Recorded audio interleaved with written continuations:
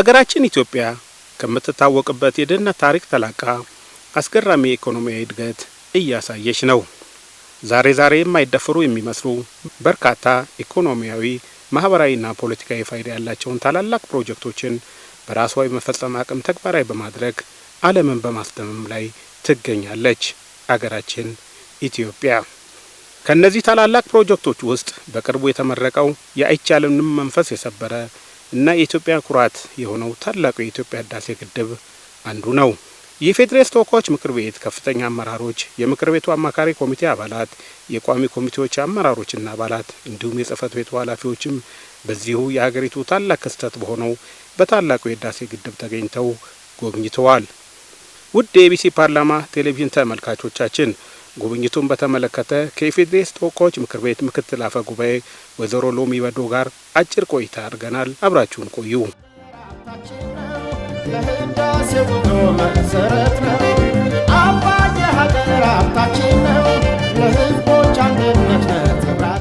ለመሆኑ የጉብኝቱ ዓላማ ምንድን ነበር?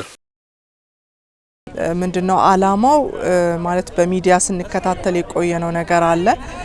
እሱ እንደተጠበቀው ነው። እንደ ምክር ቤት መሬት ላይ ያለው ነገር ምን ያህል ተጨባጭ ነው የሚለውን አመራሩ ወጥቶ ማየቱ የግድ ስለሆነ ነው ይሄን ፕሮግራም ያዘጋጀ ነው። ማለት ጀስት አይተው ለመመለስ ያህል አይደለም። ትልቅ ትርጉም አለው።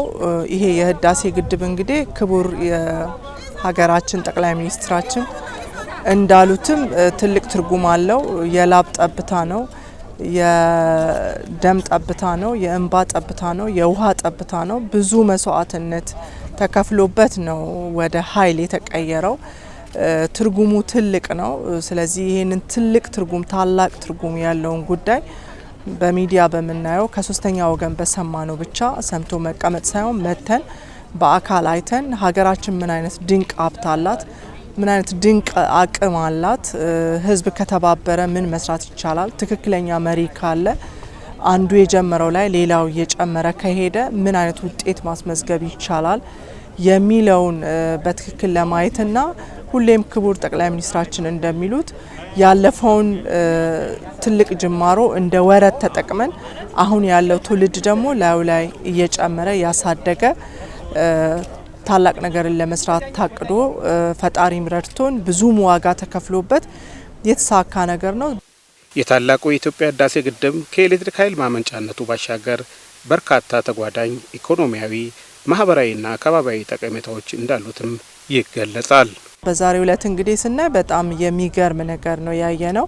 ማለት አካባቢው የተፈጥሮ ጸጋው የሰጠ ነው። ይሄንን በአግባቡ ከተጠቀምንበት ያው ስንመጣ እንዳየነው ሰፋ ተደርጎ የአውሮፕላን ማረፊያ ቦታ እየተሰራ ነው ያለው። የቱሪስት መስህብ ሆኖ እንደሚያገለግል አሁን ብዙ ማህበራት እዚህ ተደራጅተው አሳ ያወጡ እንዳለ ናይል ፐርች የምንለው በዓለም ላይ ጥቂት ቦታዎች ላይ ብቻ ያለ አሳ እዚህ ጋር እየተመረተ እንዳለ ነው ያየነው። ማህበራት ተደራጅተው ይሄንን አውጥተው የገቢ ምንጫቸውን የኢኮኖሚ ችግራቸውን እየፈቱበት እንዳለ ነው ያየነው። ይሄንን እያሰፋን ከሄድን ከሌሎች ሀገራትም ጋር ተባብረን ከሰራን ልክ ሲነሳ እንደነበረው እንግዲህ ይሄ ከአፍሪካ አራተኛው ነው። ከዓለም ደግሞ እንደዚህ የተገነባውን ግንባታ ምናምን አንስተን ሲነገረን የነበረው ከዓለም ኦልሞስት አንደኛው ነው።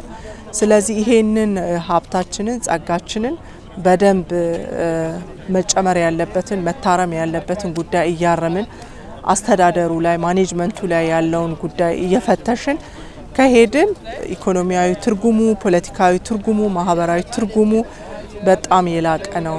ለትውልድ ትልቅ አሻራን ጥሎ እንደማለፍ ነው። ታላቁ የኢትዮጵያ ህዳሴ ግድብ የዜጎችን ሃይማኖታዊ፣ ፖለቲካዊና ብሔር ተኮር አስተሳሰብን ወደ ጎን ያስተወ፣ ዜጎችን በአንድነት ያሰለፈ፣ የጋራ አገራዊ ትርክትን የፈጠረ የጋራ ሐውልት ነው።